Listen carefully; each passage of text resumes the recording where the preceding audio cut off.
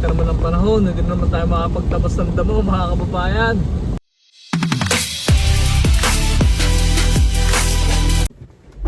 What's up mga kababayan, kamusta kayo dyan? So kakaus lang natin and then galing tayo ng gym.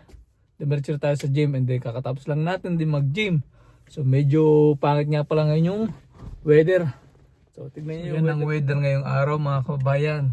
So nakita ko doon sa sa weather application is mula ngayon hanggang 1 week, next week ay maulan, kaya hindi naman tayo makapagtabas ng damo niya. Dapat magtatabas tayo ng damo bukas, kaso hindi tayo makapagtabas ng damo dahil nga uulan. Nasa 90% yung ulan bukas sa linggo. So mabilis na naman tutubo yung damo natin sa ating gilid ng bahay. Kaya siguro sa susunod na week na lang pag maganda ang panahon, kasi hirap din magtabas pagka basa ang damo.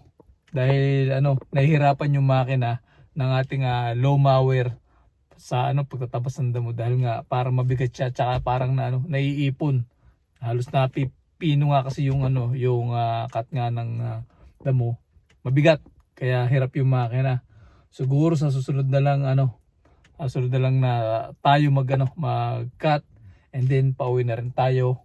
At syempre naghatay rin na rin sa atin yung ating alaga na si Hachi, Boto at Sino.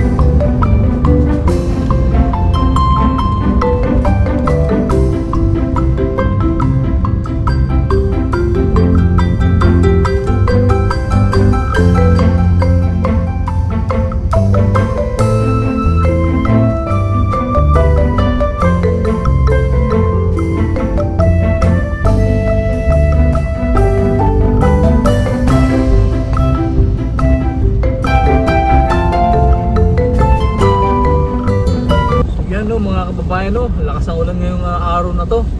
Hanggang pangit naman ng panahon, hindi naman tayo makapagtabas ng damo mga kababayan.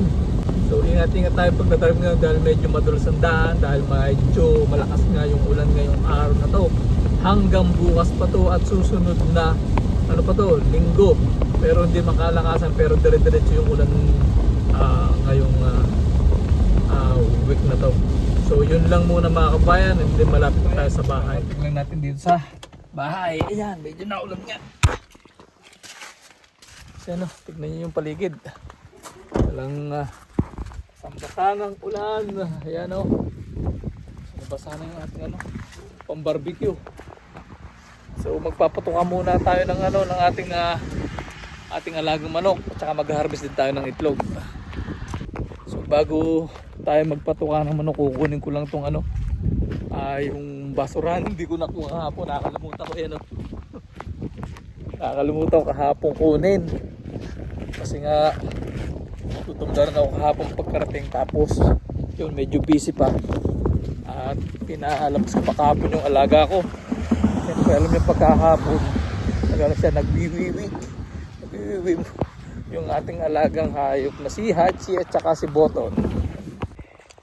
Yan ang ating harapan ng bahay, basang-basa na, hindi tayo makapagtabas ngayong linggong to.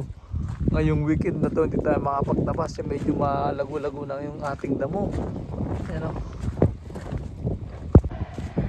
pasok muna tayo sa loob ng bahay. At syempre may sasalubong dito.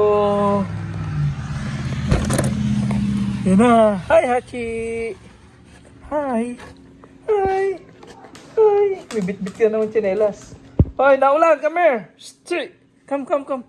Pasa, naulan. No, come here. Come, go inside muna. Go inside. Chinelas ko, dala muna naman. Where's Button? Where's Button? Ay, kamusta? Kamusta ang aming Hachi? Where's Button? Butong ba? Nakashort si Butong. Nakashort si Butong. Yung Butong. Oh, nakashort ka. Nakapampers ka. Mayroon ka ano? Siguro meron ka. Ano? Meron ka? So yun mga kababayan, magpapatoka muna tayo ng manok. Tsaka mag-harvest tayo ng itlog. At meron tayo ditong mga ano, shell lang ng manok. Siyempre tinutukaran nila yun para sa pinaka fiber ba? Iron yata yun. Mga kabayan, so yan mga kabayan, naglabasan ng ating mga manok. At yan ay gutom na. At ito ay magpapahimas pa yata, magpapamassage. Ilagay lang natin yan dyan. Bahala silang tumuka dyan. Yan. Tapos mag-harvest tayo muna ng itlog. Ilang itlog na kaya narito? Ayun oh, daming itlog na naman oh. Ha, daming itlog. Yun oh. Mga tinapayan dito ah. So mag-harvest muna tayo. Hay, may libreng ulam naman tayo mga kababayan. So wala kaya natin ma-harvest ngayong araw na to. Meron tayo 3, 5,